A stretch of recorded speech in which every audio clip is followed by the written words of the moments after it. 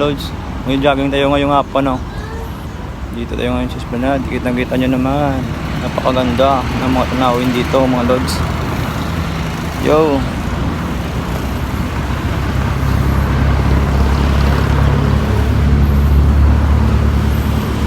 Magandang hapon mga lods, no? Yo, what's up? Yo mga lods.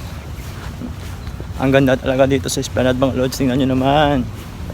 Yo, yo, yo, yo, yo, yo. Papawis tayo, papawis. Matagal-tagal na rin hindi tayo nakapagpawis.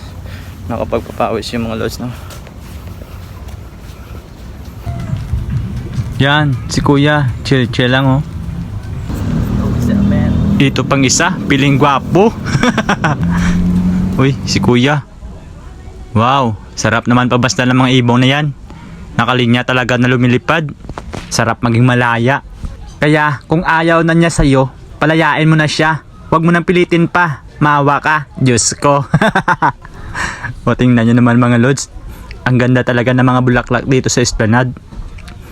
Parang nasa Japan ka lang, o diba? Tingnan nyo naman. Talagang nakaka-relax sa tuwing maglalakad o magja-jogging ka lang sa Esplanade mga lods.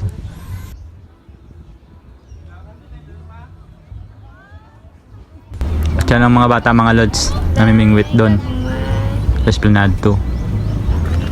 Amo naging tawag amon ano sa amo to ya chokoy kilapit lang kay amon ngalak to.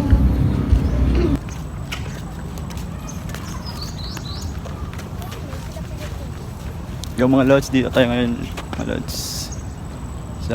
Sakop ito ng Esplanade. Ano to? Basta Esplanade, sakop ng Esplanade. May number kasi ito eh, hindi ko salado. Oh, may tumatakbo. Nagpapanggap lang yan. Oh, andyan tayo sa labas mga lod. Nasa highway mga lods. Tingnan nyo naman mga lods. Nagharapan ng dyan yung mga Esplanade. Yun sa kabila, Esplanade na din. Hindi ko nga lang alam kung anong number yun. Yun mga lods, napadaan tayo sa Jollibee at saka Chowking. Magkatabi lang. Hanggang tingin na muna tayo. Kulang yung budget ng dala eh.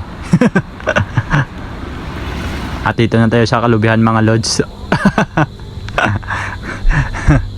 Kalubihan. Joke lang. At may nakita ako dyang nagpa-practice ng Dragon Boat mga lods. Yung mga estudyante parang may competition ata silang paparating. Ang dami nila kanina. Yun oh. Hindi na ako nagtakal nag-video dyan kasi nagpapapawis pa ako. At yun nga mga lods oh. Yung statue ng mga manlalaro natin, yung mga bayaning nagda-Dragon Boat kasi nagbibigay sila ng karangalan sa ating Iloilo syudad. Oh na ano ni sayaw daw ginatubol ka haw.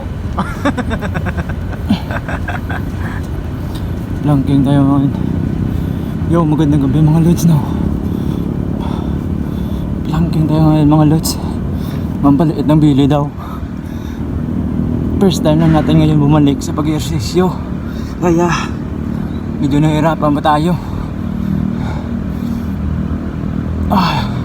Short lang yung time lang itatagal natin kasi mahina pang resistensya. Ang dami pang taba sa katawan. Kaya bawas-bawasan muna. 80 kilogram. Nasa standard kilo ko is 67. So overweight ako ng 13 kilogram. For now, 80 kilogram. Tingnan natin ang mangyayari. Tuloy-tuloy lang.